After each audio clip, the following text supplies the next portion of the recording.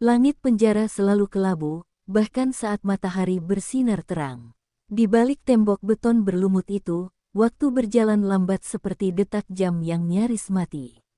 Raka duduk di pojok sel nomor 17, hanya ditemani suara sendal lusuh para sipir dan nyanyian burung gagak yang entah dari mana datangnya. Ia bukan narapidana biasa, meskipun tampak seperti itu di mata orang lain.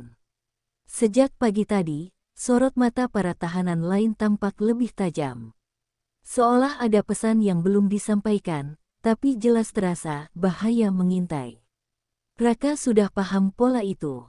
Ia membaca bahasa tubuh seperti buku terbuka, keterampilan yang diwariskan bukan oleh sekolah elit, tapi oleh bertahun-tahun menjadi anak seorang pria yang hidup di tengah tambang dan politik. Wajahnya yang tenang menyimpan badai. Satu-satunya benda pribadi yang ia simpan adalah jam tangan tua milik ayahnya, hanya itu yang tersisa setelah penyitaan brutal pasca penangkapan. Jam itu sudah mati, namun selalu melingkar di pergelangan kirinya, seperti kenangan yang enggan pergi. Selama 6 bulan di dalam penjara, tidak ada hari tanpa tekanan. Mulai dari makanan basi hingga ancaman samar yang dilempar lewat bisikan atau tatapan. Namun, bukan itu yang paling menyakitkan. Yang menghancurkan justru adalah diamnya dunia luar, seolah namanya telah dihapus dari sejarah keluarga. Mereka yang dulu mencium tangannya di rapat dewan kini bahkan tak menyebut namanya. Para investor mengalihkan saham, para pengacara membisu. Bahkan pamannya, Rendra, yang hadir di setiap ulang tahun sejak ia kecil, kini menduduki kursi tertinggi di perusahaan ayahnya. Raka tahu, itu bukan kebetulan. Malam menjelang cepat, dan sel mulai dingin seperti kamar mayat. Vano, penghuni ranjang sebelah, membuka mata. Ia jarang bicara, tapi malam ini berbeda. Mereka sudah bergerak, katanya pelan, nyaris berbisik. Raka mengangguk tanpa menoleh. Ia tahu maksudnya. Di balik langit-langit usang dan dinding berkerak itu, sesuatu sedang disusun. Raka bisa merasakannya. Tangan-tangan tak terlihat mulai bermain, dan ia hanya punya satu pilihan, bertahan sampai waktu membuktikan bahwa dirinya bukan pelaku, melainkan korban. Dan di antara debu, luka, serta dendam yang membeku, sebuah rencana mulai tumbuh diam-diam, tapi pasti. Raka tidak sedang menunggu pembebasan. Ia sedang membangun jalan keluar, bukan dari penjara, tetapi dari kebohongan yang menjerat hidupnya. Vano tak pernah menjelaskan siapa dirinya sebenarnya, tapi dari cara ia mengamati, mendengar, dan menyimpan informasi, Raka tahu pria itu bukan kriminal biasa. Ia punya cara bicara seperti mantan aparat, tajam, efisien, dan selalu menyisipkan makna di balik kata-katanya. Malam itu, saat seluruh blok C tenggelam dalam sunyi, Vano mengeluarkan kertas lusuh dari dalam sol sepatunya. Ini bukan sekadar ancaman. Seseorang di luar ingin kamu lenyap, bukan hanya di penjara, ucapnya sambil menyodorkan potongan berita fotokopi. Di sana, terpampang wajah Rendra, tersenyum lebar dalam peluncuran tambang baru di Kalimantan Timur. Raka menatap gambar itu lama, seperti menelanjangi wajah pamannya dari balik kertas. Rendra telah bergerak cepat sejak vonis dijatuhkan. Ia mengambil alih kursi utama perusahaan, memecat para loyalis Dirgantara, dan membekukan semua aset atas nama Raka. Bahkan yayasan sosial milik almarhum ayahnya kini berubah fungsi menjadi pusat pelatihan bisnis yang tak pernah melatih siapapun. Semua itu dibungkus dengan narasi pemulihan perusahaan pasca tragedi keluarga. Aku butuh keluar, tapi bukan kabur, kata Raka, masih menatap gambar. Aku harus bersih, nama ayahku harus kembali, dan aku ingin semua orang tahu siapa yang sebenarnya membunuhnya. Vano hanya mengangguk. Ia tahu waktu tak berpihak pada mereka, namun informasi adalah senjata. Beberapa petugas sipir telah dikirimi uang untuk mengawasi setiap langkah Raka. Bahkan beberapa napi tampaknya sudah dibayar untuk membuat insiden. Tapi Vano punya koneksi lama, beberapa masih loyal pada idealisme lama yang ia yakini. Keesokan harinya, Vano mengatur agar Raka dapat bekerja di dapur penjara, tempat lalu lintas informasi dan barang lebih longgar. Di sana, Raka mulai mendengar banyak nama. Salah satunya, Pak Surya, pensiunan detektif yang kini menjadi penjaga malam di sayap timur penjara. Konon, ia pernah menyelidiki kasus Dirgantara, namun mundur mendadak sebelum berkas diserahkan ke kejaksaan. Raka menyimpan nama itu dalam kepalanya. Di dunia yang penuh pengkhianatan, satu kebenaran bisa jadi lebih berbahaya dari peluru. Tapi ia siap, jika dunia luar telah menguburnya hidup-hidup, maka ia akan menggali jalan keluar dari dalam tanah, seperti bara yang tak padam meski diinjak bertahun-tahun. Dan mungkin, di bawah reruntuhan tambang kekuasaan itu, masih ada sisa-sisa cahaya yang bisa membakar segalanya menjadi terang. Langkah Raka menggema di lorong dapur yang lembab dan berbau minyak tengik. Pekerjaan barunya tak menjanjikan kenyamanan, tapi memberi akses, potongan obrolan petugas, wajah-wajah baru yang keluar masuk, dan celah waktu untuk berpikir. Di antara tumpukan beras dan kaleng sarden, ia mulai menyusun peta, bukan peta penjara, melainkan peta kebenaran. Di sela aktivitas mencuci piring dan memindahkan karung, ia mendengar nama Pak Surya disebut dua napi tua yang sedang berselisih soal utang rokok. Dari percakapan itu, Raka tahu bahwa lelaki itu masih menyimpan salinan berkas lama yang diduga mengandung bukti penting kasus Dirgantara. Namun, tak ada yang tahu pasti di mana berkas itu disembunyikan. Pak Surya dikenal pendiam, hidup seperti bayangan, dan menolak bicara dengan siapapun sejak istrinya meninggal 2 tahun lalu. Malam harinya, Raka menyelinap ke area sayap timur, pura-pura salah jalan. Ia berhasil melihat Pak Surya sekilas, tubuhnya kurus, rambut memutih tak terurus, namun matanya masih menyala seperti lentera tua. Pria itu menatap Raka sejenak sebelum berlalu tanpa sepatah kata. Tapi dari sorot matanya, Raka tahu Pak Surya mengenal dirinya. Keesokan pagi, Raka meninggalkan secarik kertas dalam kotak bekas roti di dapur tempat petugas biasa mengambil sarapan. Isinya singkat, anak Dirgantara. Saya tahu ayah tidak bunuh diri. Tolong temui saya. Tak ada nama, hanya tanda titik 3 yang dulu sering ditulis ayahnya dalam catatan bisnis. Jika benar Surya orang yang ia harapkan, kode itu akan dimengerti. Hari berlalu tanpa jawaban. Hingga suatu malam, saat hujan deras mengguyur atap seng penjara, sebuah amplop muncul di atas ranjang Raka. Tidak ada yang melihat siapa yang meletakkannya. Isinya hanya selembar kertas buram dan secarik foto lama, Dirgantara muda berdiri di depan peta tambang, dengan seseorang di sampingnya yang wajahnya diburamkan dengan tinta hitam. Di belakang foto, tertulis satu kalimat, kebenaran terkubur bukan karena hilang, tapi karena sengaja dikubur hidup-hidup. Tanda tangan di bawahnya cuma satu huruf, S. Raka menggenggam kertas itu erat. Napasnya tertahan, bukan karena takut, melainkan karena harapan mulai terasa nyata. Jika Pak Surya mulai bicara, maka titik terang bisa berubah menjadi nyala.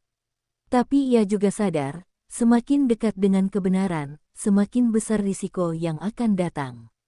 Dan kali ini, ia tak hanya melawan jeruji penjara, tapi juga bayangan kekuasaan yang bersedia membunuh demi menyimpan satu rahasia.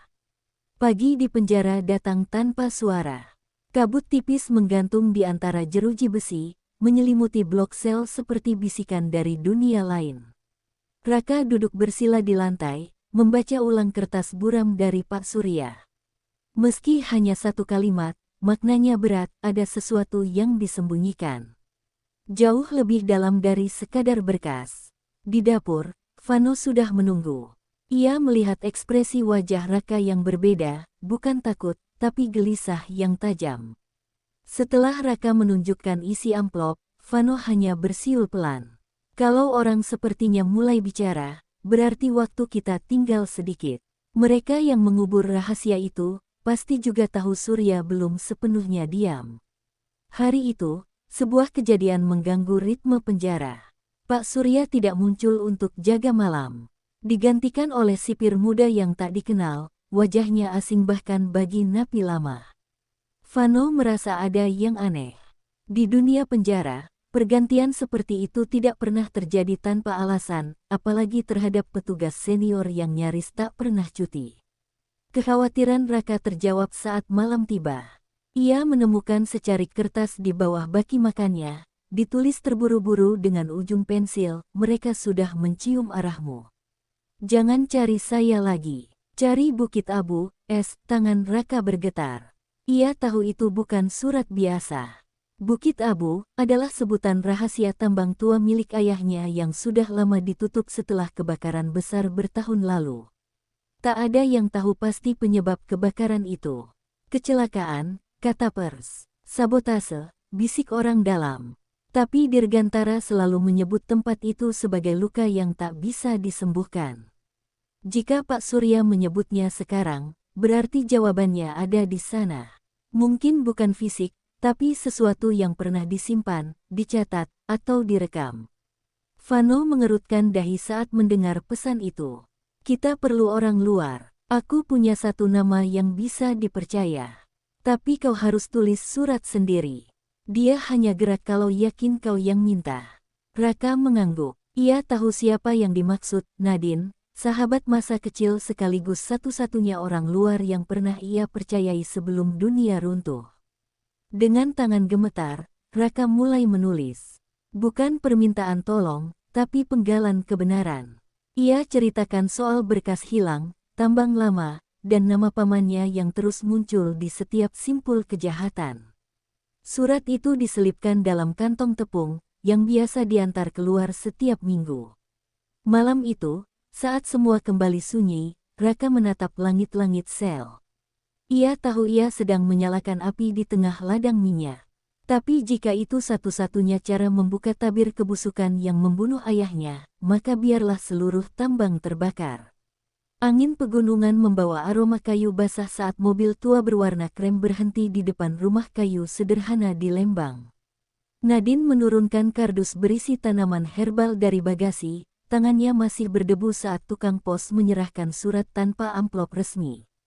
Ia membaca nama pengirim yang ditulis tangan, RD, hanya 2 inisial, tapi cukup untuk membuat hatinya berhenti berdetak sejenak. 3 tahun tak ada kabar dari Raka. Terakhir kali mereka bertemu, ia masih duduk di ruang sidang, mengenakan baju tahanan dengan wajah yang tak pernah meminta belas kasihan. Nadine menyimpan semua luka itu rapat-rapat, tapi surat itu mencabutnya dalam sekejap. Isinya ringkas, namun menggetarkan, pengkhianatan, bukti tersembunyi, dan sebuah tempat bernama Bukit Abu. Malam itu, ia menghidupkan kembali ponsel yang sudah lama ia matikan. Nomor-nomor lama muncul satu persatu, tapi yang dicari hanya satu, Bima, mantan jurnalis investigasi yang pernah membongkar kasus korupsi pelabuhan. Nadine tahu, jika ada orang yang bisa menelusuri rekam jejak Rendra dan tambang tua itu, hanya Bima. Dalam waktu 2 hari, mereka bertemu di sebuah warung kopi di pinggir kota. Bima masih sama, mata waspada, suara pelan, dan selalu membawa catatan kecil di saku.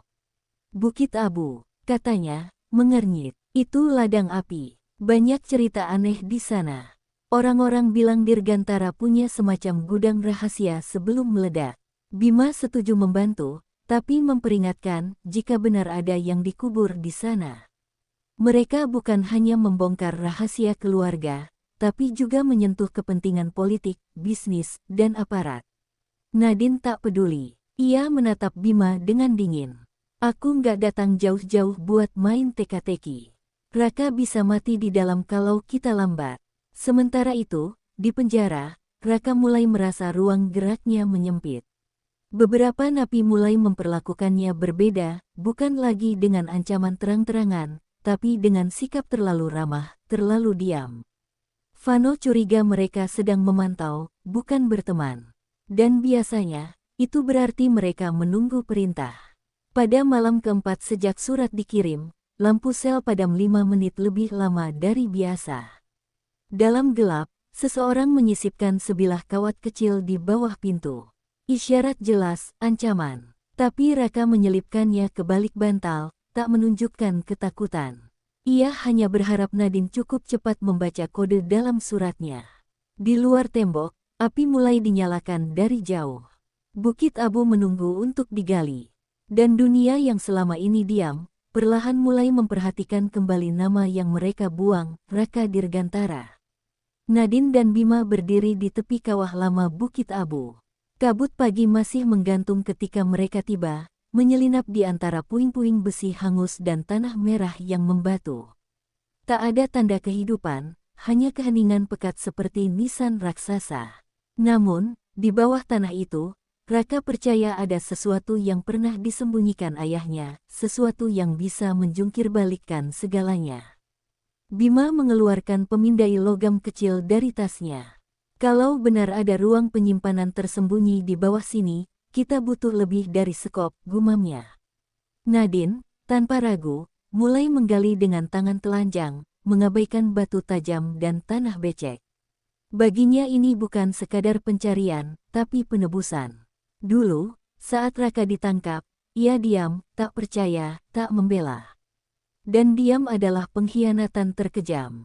Sementara itu, di dalam penjara, Vano menangkap percakapan penting antara dua napi bayaran di lorong dapur. Besok malam, kalau dia sendirian di Blok C, habisin. Nama yang dibisikkan tak disebut, tapi arah pandangnya jelas ke sel nomor 17. Vano langsung memberi isyarat ke Raka saat senja tiba. Mereka tak punya banyak waktu, harus membuat kehebohan untuk memecah jadwal penjagaan. Raka pura-pura tersedak di kantin malam. Saat semua mata tertuju padanya, Vano diam-diam mengotak-atik sistem kelistrikan di gudang dapur. Satu ledakan kecil cukup membuat Blok C dikunci sementara dan membuat petugas panik. Dalam kekacauan itu, mereka berhasil menyelipkan kertas catatan ke loker sipir jaga malam, berisi nama orang dalam yang mereka curigai sebagai mata-mata Rendra. Kembali di Bukit Abu, bunyi logam menghantam batu terdengar. Nadine menghentikan gerakannya saat ujung sekop membentur sesuatu keras dan datar. Bersama Bima, ia membersihkan permukaan itu, penutup besi berkarat dengan inisial DW terukir samar. Pintu rahasia. Jantung Nadine berdegup kencang. Saat mereka membuka penutupnya, aroma tanah tua dan oli menyembur keluar. Di dalamnya, mereka menemukan lemari besi kecil dan sebuah koper lapuk. Bima memeriksa cepat, di dalam koper terdapat kaset mini, disegel dan berlabel pengakuan 2009 DW.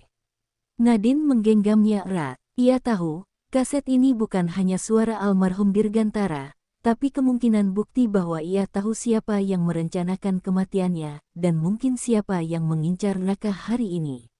Langit di atas Bukit Abu mulai gelap, namun di hati Nadine, nyala api justru semakin terang.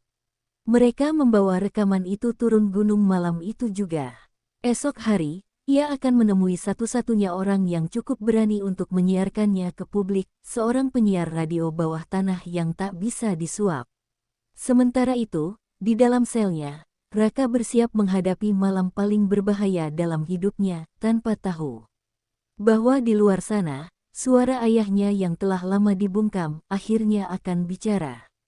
Pagi menjelang dingin saat Nadine melangkah masuk ke studio bawah tanah milik Ratri, mantan penyiar radio kampus yang kini menjadi suara perlawanan diam-diam lewat siaran gelap, frekuensi 404.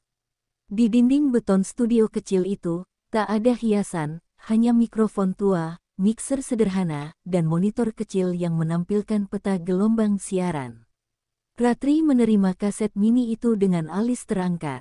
Kamu tahu kalau ini benar-benar berisi pengakuan Dirgantara, siaran ini bisa bikin nyawa melayang, kan?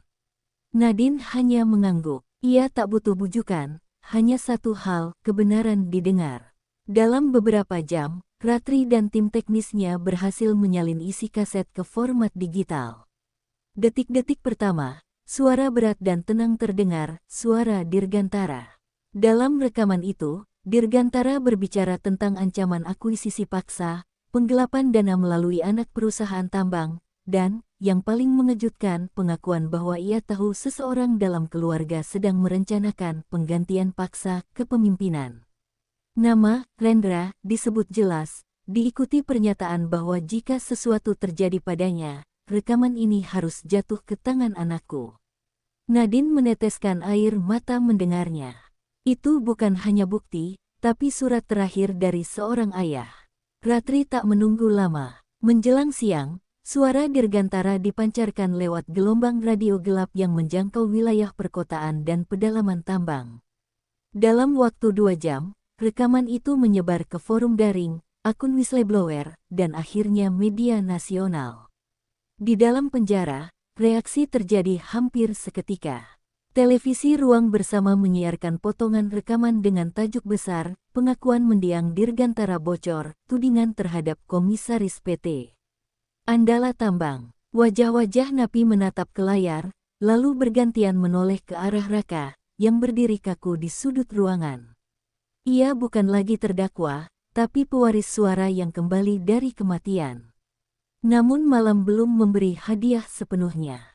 Di balik dinding blok C, 2 napi yang diperintahkan membungkam Raka bersiap lebih cepat dari rencana. Vano mencium gelagatnya. Ia menunggu saat pergantian sipir dan menyelinap ke lorong gelap dengan sebilah sendok tumpul yang diasah rapi. Ia tahu pertarungan malam ini bukan soal kekuatan, tapi bertahan sampai fajar datang membawa berita. Saat Raka kembali ke selnya, bayangan pertama muncul dari ujung koridor. Serangan terjadi cepat, 2 sosok bertopeng menyerangnya dengan kawat dan balok kayu. Tapi Vano lebih cepat. Dengan 1 pukulan keras ke lutut dan dorongan ke tembok, ia mengulur waktu cukup untuk menarik alarm manual di ujung lorong. Suara sirene menjerit memecah malam. Petugas datang dalam hitungan menit. Kedua penyerang ditangkap, meski alasan mereka masih digantungkan pada keributan antar napi. Namun dari saku salah satunya, sipir menemukan uang tunai yang dibungkus kantong plastik tak lazim untuk tahanan biasa. Raka duduk diam di ruang medis, pipinya memar, tapi matanya tajam. Di layar televisi yang tergantung di pojok ruangan, berita bergulir, Jaksa Agung buka penyelidikan ulang kasus Dirgantara. Untuk pertama kalinya sejak ia di penjara, Raka melihat harapan itu bukan lagi ilusi. 3 minggu setelah rekaman disiarkan, langit penjara terasa lebih luas. Raka masih mengenakan seragam tahanan, tapi ia tahu itu takkan lama lagi. Jaksa Agung secara resmi membuka ulang penyelidikan kasus Dirgantara, dan mahkamah mengabulkan sidang banding kilat atas desakan publik serta bukti baru yang tak terbantahkan. Nama Raka mulai dibicarakan bukan lagi sebagai terdakwa, tapi sebagai korban kejahatan korporasi. Rendra ditangkap di kediamannya, setelah jejak aliran dana dari koperasi tambang mengarah langsung padanya.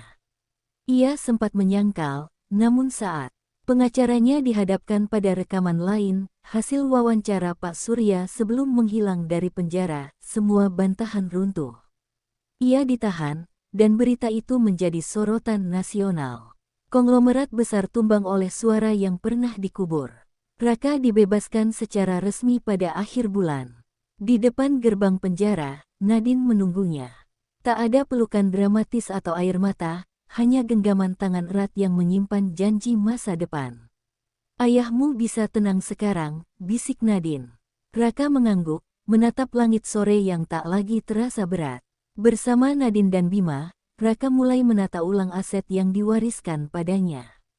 Bukit Abu tidak dibuka kembali sebagai tambang, tapi diubah menjadi kawasan konservasi alam dan pusat pelatihan kerja bagi eks-narapidana. Vano menjadi salah satu kepala pelatih. Ia tertawa saat melihat seragam barunya, bukan lagi napi, tapi instruktur. Dari sendok tajam ke pahat batu, lumayan kan naik level. Media menobatkan Raka sebagai simbol keadilan yang bangkit, dan banyak aktivis hukum mulai menyoroti ulang kasus-kasus lain yang penuh kejanggalan. Namun, bagi Raka, kemenangan sesungguhnya bukan pada pujian publik, melainkan pada suara ayahnya yang kini menjadi warisan hidup, bukan lagi kenangan bisu. Sore itu, di tengah kawasan konservasi, Raka berdiri di depan tugu kecil dari batu hitam. Terpahat di sana hanya 2 baris. Kebenaran bisa ditahan, tapi tidak bisa dimatikan. Untuk mereka yang memilih bicara, walau harus sendirian. Nadine berdiri di sampingnya, menggenggam tangannya. Apa yang akan kamu lakukan sekarang? Raka menatap jauh ke barisan pepohonan.